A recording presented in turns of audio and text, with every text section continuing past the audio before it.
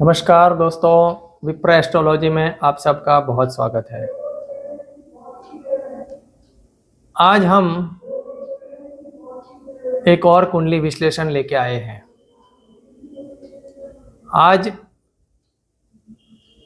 एक और भाजपा के दिग्गज नेता और हमारे गुजरात के भी लोक लाडीले और बहुत लोकप्रिय और पूरे भारत के भी लोकप्रिय नेता श्री अमित भाई की कुंडली का विश्लेषण हम आज करेंगे। अमित शाह साहब की कुंडली के विश्लेषण करने से पहले मैं फिर से ये बता दूं कि मैं किसी भी राजकीय पार्टी से नाता नहीं रखता हूं। मेरा कोई राजकीय पक्ष से लेना देना नहीं है। मैं केवल ज्योतिष के सिद्धांतों के आधार पे ये एनालिसिस करता हूं।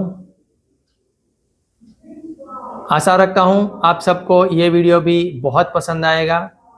आप सब लोग मेरे चैनल को सब्सक्राइब कर दीजिए, वीडियो को अपने दोस्तों और संबंधियों में शेयर कीजिए, लाइक कर दीजिए। हो सकता है ये वीडियो भी थोड़ा सा लंबा हो जाए, 25 मिनट के आसपास, लेकिन वीडियो पूरा ज़रूर देखिएगा, तभी विश्लेषण का मज़ा आएगा। छोटा वीडियो करने से विश्लेषण में मज़ा नहीं आता और मुझे ऐसा लगता है कि शायद मैं कहीं इस विद्या के साथ अन्याय कर रहा हूँ। इसलिए विश्लेषण करने का मज़ा तभी आता है जब हम थोड़ा सा ज़्यादा डिटेल में जाते हैं। तो वीडियो पूरा देखिएगा। तो सबसे पहले अमित शाह साहब की कुंडली का जो जन्म का जो बर्थ डिटेल है उसके बारे में मैं बात करूं तो उनका बर्थ डिटेल जो हमने नेट से उपलब्ध किया है, इंटरनेट से जो अवेलेबल है, वो बर्थ डेट है 22 अक्टूबर 1964। बर्थ टाइम है सुबह 5:25 और बर्थ प्लेस जो है, जन्म स्थान, वो मुंबई। ये डिटेल के मुताबिक उनकी जो कुंडली बनती है वो कुछ कन्या लग्न की कुंडली बनती है, ये इस तरह से। और इसमें ग्रह इस तरह से स्थापित है। सूर्य बुध तुला में है, केतु धन में है, शनि कुंभ में है, चंद्र मेष में है, गुरु वृषभ में है, राहु मिथुन में है, मंगल कर्क में है और शुक्र सिंह में है। तो ये कुंडली इनकी ऐसे बनी हुई है।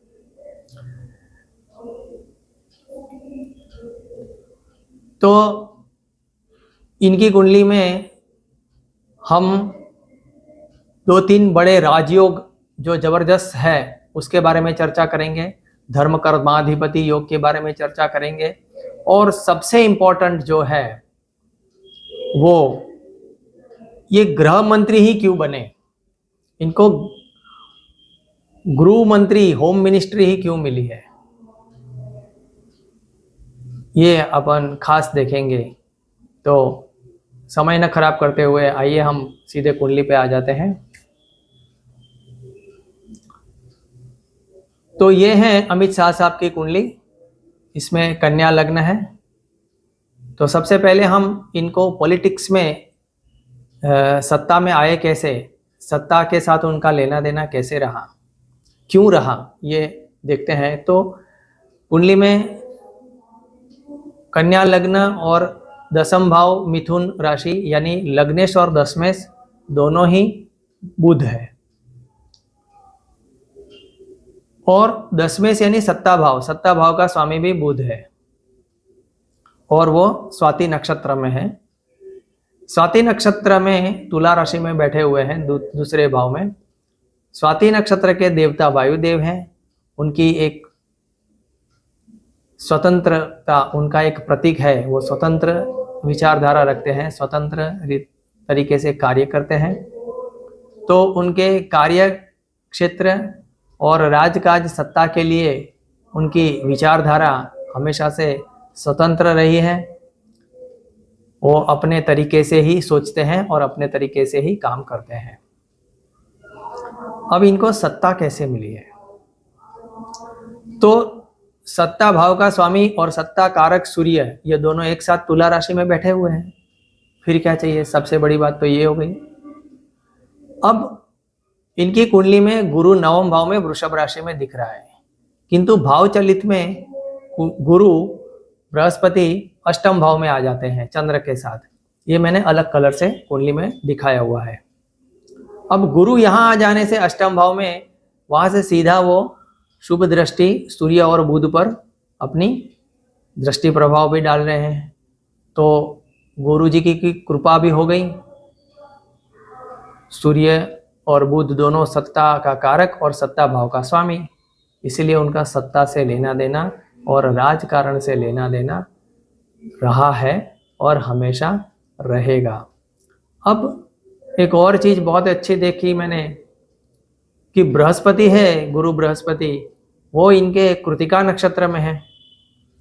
अब कृतिका नक्षत्र के जो देवता हैं वो अग्निदेव हैं, और जो सत्ता भाव का स्वामी बुध है वो स्वाति नक्षत्र में है, उनके देवता वायुदेव हैं।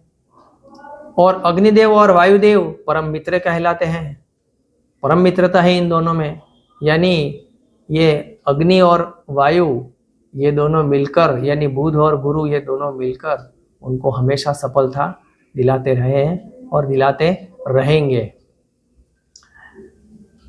इस बात से हमें एक चीज और भी देखने को मिलती है, बुध जो है दूसरे भाव में है, जो परिवार भाव भी है, तो और बुध जो व्यापार का कारक कहा जाता है, तो इसलिए इनका जन्म भी एक व्यापारी परिवार में हुआ है। और गुरु भी व्यापार का कारक माना जाता है, और गुरु और चंद्र की दोनों की दृष्टि भी बुध पर आ रही है। दूसरी एक बहुत इंपॉर्टेंट बात यहाँ पे हमें बुध गुरु का जो संयोग बैठ रहा है उससे, और वो भी दूसरे भाव पर, बुध दूसरे भाव में बैठा है और गुरु की दूसरे भाव पर बुध पर दृष्टि है। दूसरा भाव धन भाव भी है, फाइनेंस का, और बुध भी फाइनेंस का भी कारक है, धन का, और गुरु भी फाइनेंस का यानी धन का कारक माना गया है, और बुध का भी लेना देना है। गुरु की धन भाव पर दृष्टि है और बुध धन भाव पर बैठा हुआ है, तो यहाँ पे इनका फाइनेंस से भी लेना देना बहुत ही जबरदस्त दिख रहा है। और मैंने जब थोड़ा पता किया तो लगा कि यस, इनकी कैरियर की शुरुआत के समय में वो कोऑपरेटिव बैंकों के साथ जुड़े हुए थे। उनकी कोऑपरेटिव बैंकों में एडमिनिस्ट्रेटिव पद पर या उनके चेयरमैन या उस तरह से उन्होंने काम किया हुआ, और बैंकों के मामलों में उनका हस्तक्षेप रहा है, और वो उस लाइन के भी बहुत बड़े मास्टर भी है। अब उनकी दूसरे भाव में वाणी की बात करें तो वाणी तो अच्छी है, बुध है, गुरु की दृष्टि है, लेकिन साथ में सूर्य है तो अग्नि तत्व तो आ जाता है। और मंगल की 11वें भाव से मंगल की चौथी दृष्टि भी वहाँ पे पड़ती है, तो वाणी भी उनकी काफ़ी आग उगलती है, और वो उनके भाषण में भी कई बार उग्रता और आग उगलता भाषण हमें देखने को मिलता है। अब हम बहुत ही मज़ेदार बात करेंगे कि इनको गृह मंत्री क्यों है, यानी होम मिनिस्टर क्यों है, गृह डिपार्टमेंट उनको क्यों मिला। तो हम कुंडली में चतुर्थ भाव होता है, वो हम घर देखते हैं, मकान, घर, हाउस, यानी घरेलू मामले, घरेलू सुख शांति, डोमेस्टिक हार्मनी। तो चौथे भाव घर का है और चौथे भाव माता का भी है, और माता भी घर देखती है, घर की जिम्मेदारी माता की होती है। और चौथे से चौथा जो होता है वो 7वां भाव होता है, वो पत्नी का भाव होता है। और पत्नी भी हमारे भारतीय समाज में पत्नियां घर संभालती है, यानी चौथे से चौथा 7वां भाव भी है, वो भी कुछ न कुछ घरेलू मामलों से उसका भी लेना देना है। अब कुंडली में देखें तो ये चतुर्थ और सेवंत, ये दोनों भाव के स्वामी तो गुरु है, बृहस्पति स्वयं। और ये गुरु बृहस्पति वहां से भाव चलित में अष्टम भाव में आ जाने से वहां से अपने ही भाव चतुर्थ भाव, होम जो रियल हाउस भाव है, घरेलू मामलों का जो भाव है, 4th हाउस पर दृष्टि भी कर रहा है। और 7वें भाव का कारक है जो शुक्र, पत्नी भाव का कारक है, वो शुक्र 12वें बैठा है, उस पर भी दृष्टि कर रहा है। और साथ में दशम भाव और बुध और सत्ता कारक और सत्ता भाव का स्वामी बुध वहां पर भी दृष्टि कर रहा है। तो ये सब मिलजुल के सीधा यहाँ हमें इंडिकेशन मिल रहा है कि सत्ता उनको जो है वो गृह मंत्री, घरेलू मामलों के मंत्री, यानी सफल गृह मंत्री, सफल होम मिनिस्टर, उनको मैं 100% कहूँगा। क्योंकि हमारे देश में आज तक कितने भी होम मिनिस्टर आके गए हैं, लेकिन अमित भाई एक ऐसे होम मिनिस्टर है कि जिन्होंने कश्मीर का मसला जो 370 कलम हटा के जो एक ऐतिहासिक कार्य सिद्ध किया है, तो ये एक स्ट्रॉन्ग होम मिनिस्टर ही ये कर सकते हैं। तो ये घरेलू मामलों में उनका जो मंत्री पद है, गृह मंत्री। अब इसमें मैं तो गुजरात से हूँ, इसलिए मैं कह सकता हूँ कि जब मोदी साहब गुजरात में मुख्यमंत्री थे, तब भी उस दौर में भी अमित भाई यहाँ पे गुजरात के भी गृह मंत्री ही रहे हैं। यानी यहाँ पर भी वो गृह मंत्री रहे थे और आज वो भारत के भी गृह मंत्री रहे हैं। यानी होम मिनिस्ट्री उनके साथ कहीं ना कहीं जुड़ी हुई है और ये कुंडली में भी स्पष्ट दिखाई देता है। अब मैंने यहाँ पे ये दोनों भाव को कवर कर लिया, तो हम यहाँ से ये भी कह सकते हैं कि चतुर्थ भाव यानी घरेलू मामलों में उनको काफ़ी सुख शांति प्राप्त है, माता का सुख भी अच्छा मिला हुआ है, माता के आशीर्वाद भी है और 7th हाउस भी कवर हो गया। तो यहाँ ये भी कह सकते हैं कि उनके जीवन में दाम्पत्य सुख बहुत ही अच्छा है और पत्नी का साथ सहकार भी उनको हमेशा मिला है और रहेगा। तो ये एक बहुत ही अच्छी चीज़ हमें देखने को मिली थी। अब तीसरे भाव की एक बार बात कर लेते हैं कि तीसरा भाव जो है संवाद, जो हम करते हैं कम्युनिकेशन, तो तीसरे भाव का स्वामी मंगल है, आक्रामक स्वयं, और वो एकादश भाव में बैठा हुआ है और वो आश्लेषा नक्षत्र में नीचस्थ है। मंगल स्वयं अग्नि तत्व है और उनके संवाद में भी ऐसे ही उग्रता दिखाई देती है। अब दूसरी एक बात है कि वो आश्लेषा नक्षत्र में है। आश्लेषा नक्षत्र के देवता सर्प है, शेषनाग, तो उनको हल्का सा भी छेड़ दिया तो गुस्सा तुरंत आ जाता है। वैसे ही अमित भाई का भी कई बार बातचीत में, संवाद में भी अचानक से खटाक से संवादों में, बातों बातों में उनको भी आक्रामक हो जाते हैं, गुस्सा आ जाता है, वो हम देख सकते हैं और दिखाई देता भी है। अब एक हम सीधे नवम दशम भाव से बात करेंगे, क्योंकि ये धर्म कर्माधिपति योग है। बहुत ही अच्छा कुंडली में धर्म कर्माधिपति योग भी बना हुआ है, जो इंसान को बहुत ऊंचाई पर ले जाता है। इनकी कुंडली में नवम दशम भाव के स्वामी एक साथ जुड़े हुए हैं, उसके पर गुरु की दृष्टि पड़ी हुई है। ये कैसे में हम डिस्कस कर लेते हैं। धर्म भाव नवम और कर्म भाव दशम, तो धर्म कर्माधिपति योग, इनमें जो नवम भाव का स्वामी है शुक्र, वो शुक्र कुंडली में 12वें भाव में है। किंतु कुंडली में ध्यान से देखो तो सूर्य और शुक्र ने राशि परिवर्तन कर दिया है। सूर्य शुक्र की राशि में और शुक्र सूर्य की राशि में है, इसलिए वो अपने आप में स्वग्रही कहलाएंगे और सूर्य सिंह में का प्रभाव भी देगा और शुक्र तुला राशि का भी प्रभाव देगा बुध के साथ। तो यहाँ पे शुक्र बुध के साथ आ जाता है और बुध दशम भाव का स्वामी है ही, सत्ता भाव का स्वामी।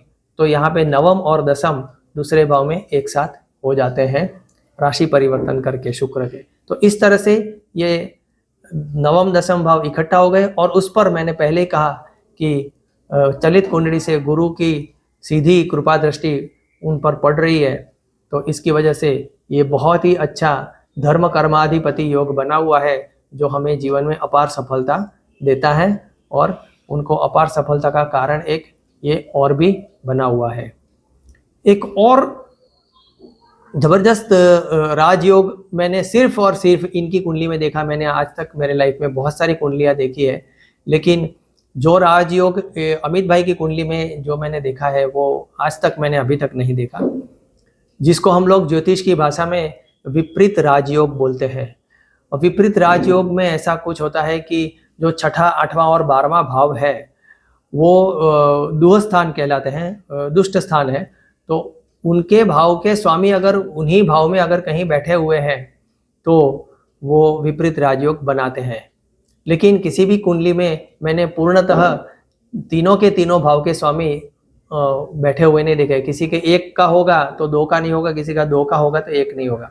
लेकिन यहाँ इनकी कुंडली में छठा भाव का स्वामी छठे में, आठवां का आठवें में, 12वां का 12वें में आ रहा है।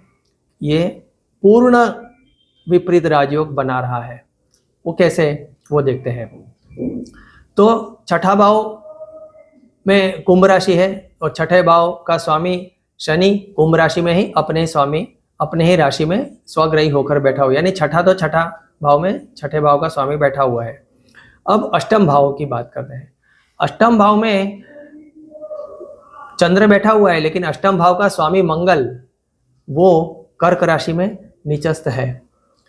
तो चंद्र मंगल की राशि में और मंगल चंद्र की राशि में, यानी चंद्र मंगल का राशि परिवर्तन हो गया। तो इस वजह से राशि परिवर्तन से मंगल भी अष्टम भाव में आ गया, तो ये हो गया। सेम वैसे ही मैंने अभी बात किया 12वें भाव में शुक्र सिंह राशि में है, लेकिन शुक्र की तुला राशि में सूर्य बैठा हुआ है। तो शुक्र सूर्य का राशि परिवर्तन होने से सूर्य वापस सिंह राशि में अपने भाव में 12वें भाव में आ गया, यानी छठे में शनि अपने भाव में आ जाता है और यहाँ अष्टम में मंगल राशि परिवर्तन से आ जाता है और उधर 12वें भाव में सूर्य राशि परिवर्तन से अपने भाव में आ जाता है। यानी 6, 8 और 12 ये तीनों दुष्ट स्थान होने के बावजूद वहां पर अपने अपने भाव के स्वामी अपने भाव में आ जाते हैं।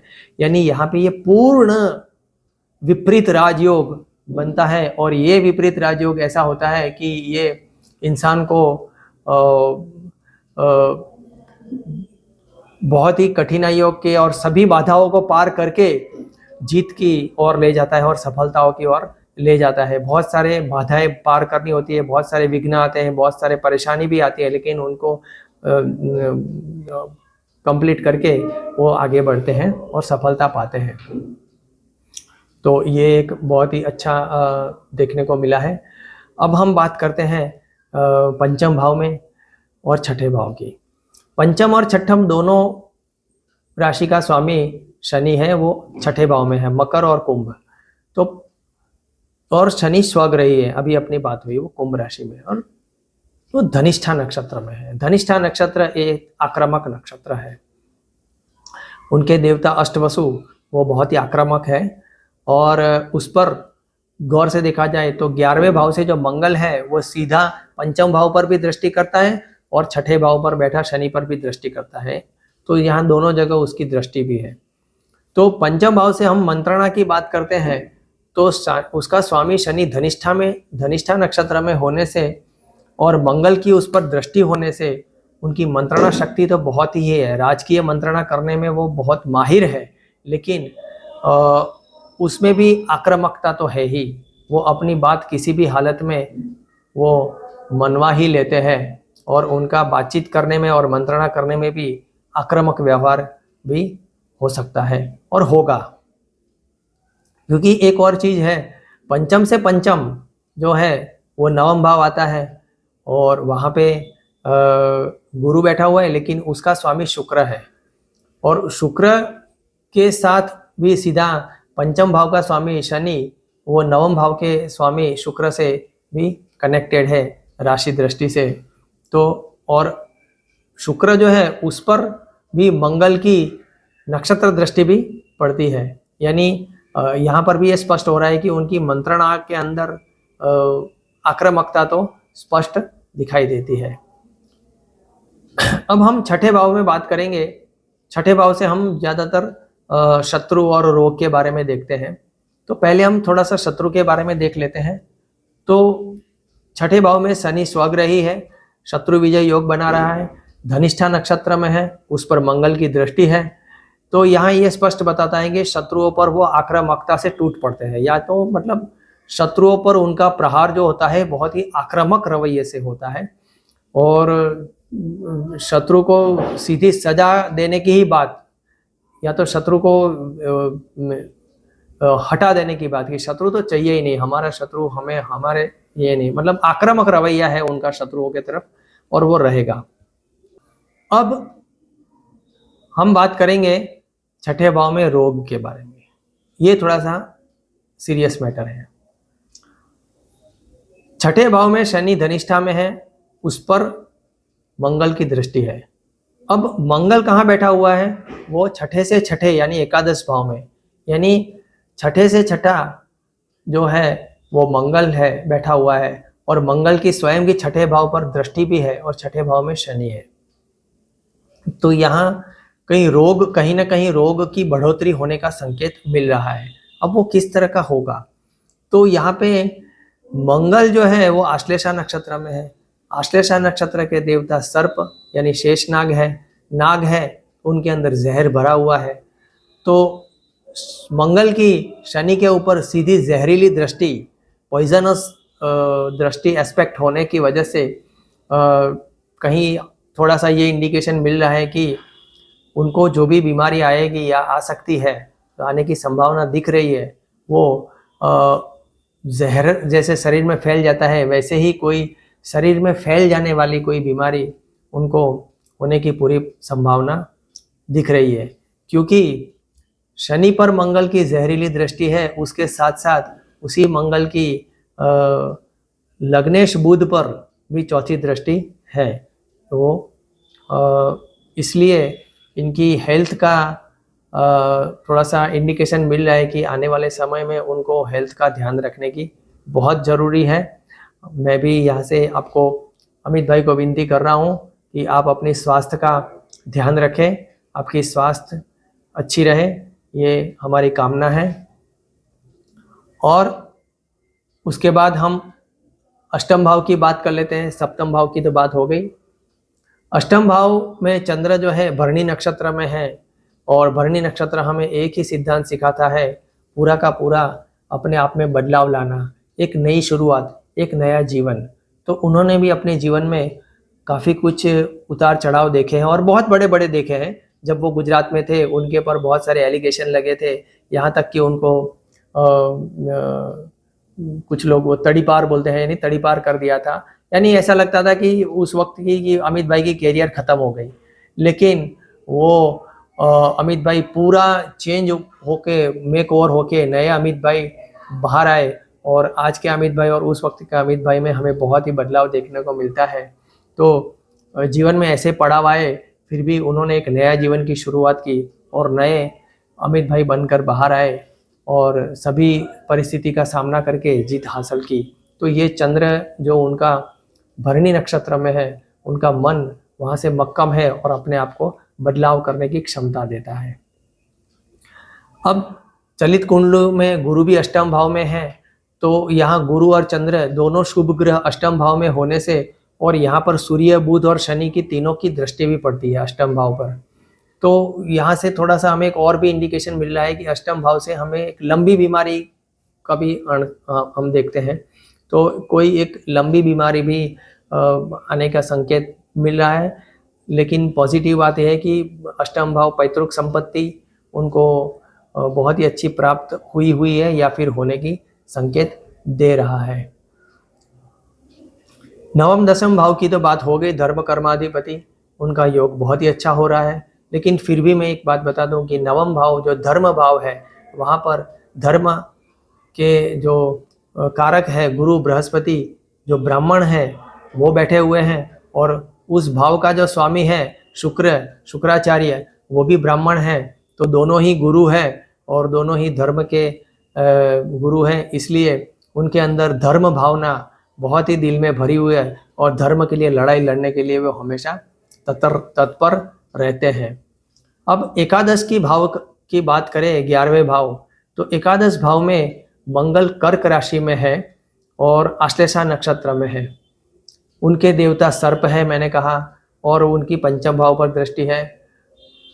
पंचम भाव यानी मंत्रणा भाव है। और सर्प का खास कार्य क्या होता है, वो अंडरग्राउंड कार्य करते हैं या अंडरग्राउंड रहते हैं, बिल में छिप कर रहते हैं, भूगर्भ वाला, यानी कोई किसी को कोई भनक नहीं लगती सर्प कब आता है और किस तरह से काम करता है, यानी गुप्त कार्य।